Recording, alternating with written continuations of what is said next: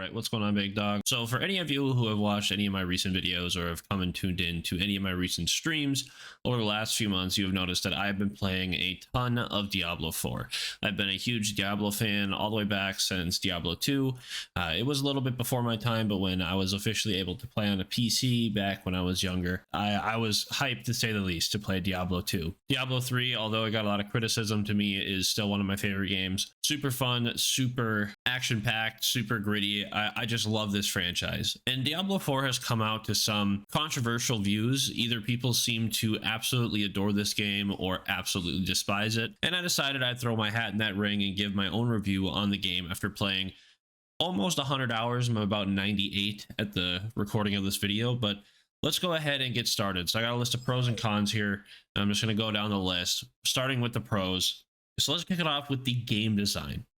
So the game design of Diablo 4 is some of the best in gaming I've ever seen in this genre specifically. Now, whether it comes to the armor designs, a lot of the weapons and stuff that you can get just from the battle pass even, which is a rarity. A lot of times battle pass armors and weapons cosmetics are not the greatest, but they do a hell of a job. They're really good. Most of the weapons and armors look absolutely amazing on your character. All of the enemy design is absolutely disgusting and gory and really makes you feel like you're in a gothic timeline, you know, a gothic horror type of feel. Absolutely gorgeous. The game looks beautiful, and I just can't say enough about its visuals. And that coincides directly with the gameplay. The gameplay of Diablo 4 is some of the most fun combat I've had in a Diablo game in a while. The attacks feel heavy, like when you actually do a power attack, you feel it.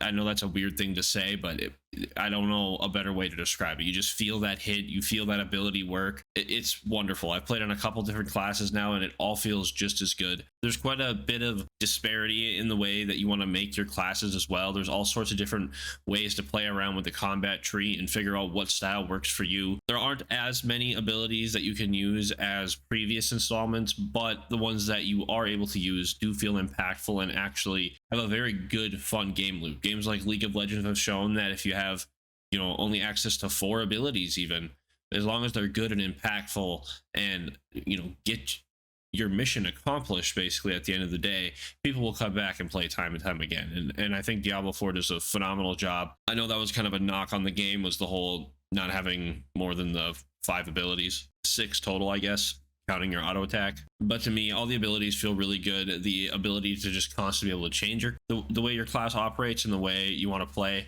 is absolutely phenomenal. I've been able to try out all sorts of different builds because of this, and I absolutely love it. And then of course I gotta talk about the end game content. So once the game gets to end game is when it really starts to kick off for me. The story of the game is pretty good. It's a normal Diablo game. Big bad comes in, you need to go kill big bad, go through dungeons, kill other big bads. It's not anything game breaking or, you know, mind blowing, but it's still a very good campaign. The story is very good. I don't want to have like a big spoiler warning in this video or anything like that, so I'm going to try and avoid the story.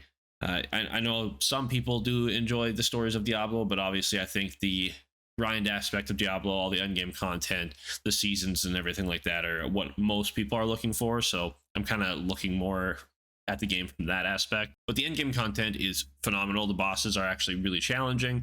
It feels a lot more skill-based than Diablo used to be. To me, Diablo used to be a real do I have higher numbers than you do and then I'll win, where now you're actually having to dodge attacks and time your abilities properly so that, you know, if they have a higher cooldown but you hit them right, it lowers the cooldown because you're going to need the ability. You got to time your abilities properly. It's very well done. I enjoy the combat a lot. I feel more involved in the combat than in previous installments for sure, so I have nothing to complain about when it comes to that. And the last big pro for me has to be just the amount of content in the game. My first little playthrough took me like 60 or 70 hours alone to actually go out and explore everything. And once I do it once, I'm not someone who likes to keep doing that. So on my other characters, I've just ran through the story or I've just skipped it altogether and went straight for endgame stuff. But the first time playing through and just getting to explore this massive open world with really unique level design, really unique characters, all of it feels really good. There's a ton of dungeons, a ton of altars, so much you can just stumble onto that make the game feel alive and make like the world itself feel alive. A lot of really good hidden content in the world for sure. And I really can't complain about that whatsoever. Just the amount of content that you can do in this game is absolutely amazing. Let's move on to some of the negatives, and then we'll get on to kind of my overall thoughts and feelings. So my first little con for the game is that to me it felt like it took a little bit of time for it to really start feeling like a Diablo game. The first couple of levels feel a little slow, a little sluggish. You only have access to a couple abilities, and you're kind of sticking to this circled area, just this small area on the map, really close to the main city of your region that you're in. It just doesn't feel like a Diablo game. It feels almost like just a exploration adventure game for a little bit. Yeah, you got to fight a few monsters, but it just doesn't feel like the, you know, power trip that is Diablo eventually. But once it does, the game just becomes a million times better, and it's only for the first like 3 or 4 levels. Once you have access to a couple abilities, it's just nuts. So the other one is just, again, it's Blizzard, Activision Blizzard. They want your money. The shop is ridiculously stupid. The controversy with not giving enough currency to be able to buy the battle pass for the next season, because for those of you who don't know, most games that have a battle pass, once you buy one, usually there is enough of the game's currency in the battle pass that you can achieve to then buy the next season's battle pass. So theoretically, if you never spent the in-game currency on anything else, you could just always get the battle pass after buying only one. But these guys, of course, don't do that. They put like 50 less in there, so you get like 2 free battle passes, and then after that you gotta start buying them again. It's just so dumb. They try to nickel and dime you at every turn. It's normal Blizzard Activision stuff, and it's not all up in your face.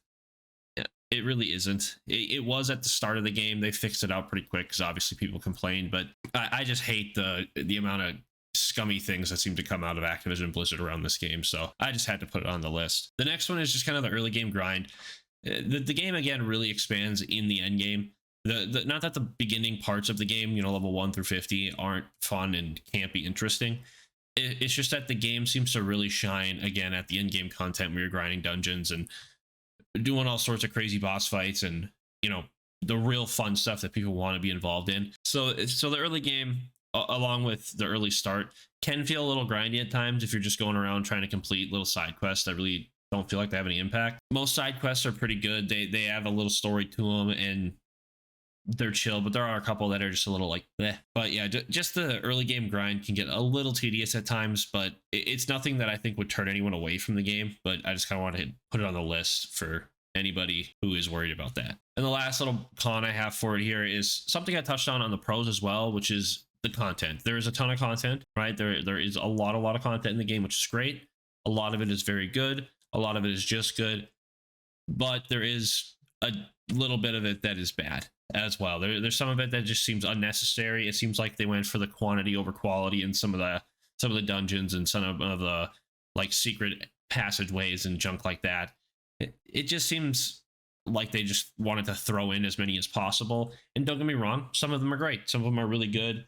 They feel really fun to engage in. They're really fun dungeons. The designs are great. Characters are great. Maybe there's a little mystery story in there wrapped around some side quest or something. But then there's the ones that are just bland, not fun, not interesting. They're just there to add time to your playtime, really. So that's just kind of my only last complaint. So my overall thoughts on Diablo 4, although not as fun or as wonderful as Diablo 2 is in my mind, Diablo 4 to me is still a very fun, relaxing, I know that sounds weird, but hear me out, a game that you can just chill and play with some friends or play by yourself. I know Diablo games are these gothic horror style games that I don't think a lot of people would think of being a chill game, but a lot of people when they're playing Diablo, that's what you're doing. You're just sitting there grinding out loot, grinding out new armor and better weapons and better gear for your characters, having a good time.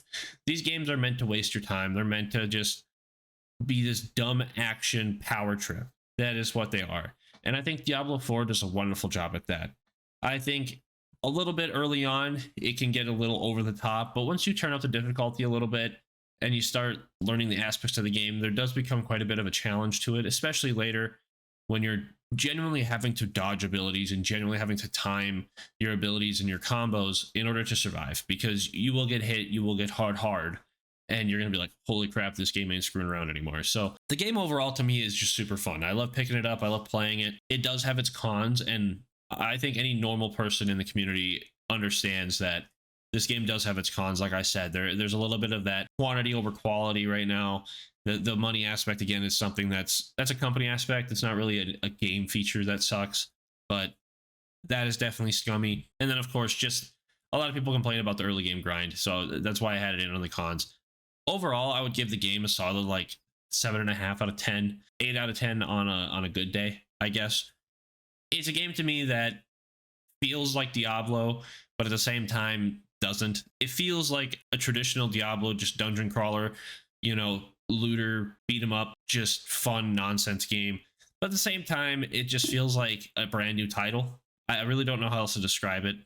The game is super fun. It's super interesting. Once they kind of cleaned up a little bit from the launch, the game's been great. I haven't had any issues when it comes to crashes or lag or anything like that. So overall, I would say if you guys are skeptical about Diablo 4, I definitely recommend giving it a shot. I think most people would enjoy it. I feel like you'll definitely, at the very least, get your money's worth out of it. Even if you don't become a diehard fan, I think you'll definitely, again, at least get what you paid in out of it. So, but anyways, guys, that is all I got for you today. If you did enjoy the video, remember, please leave a like, comment, and of course, subscribe to the channel if you haven't already. Let me know what you thought of the game down below. And until the next video, guys, Godspeed.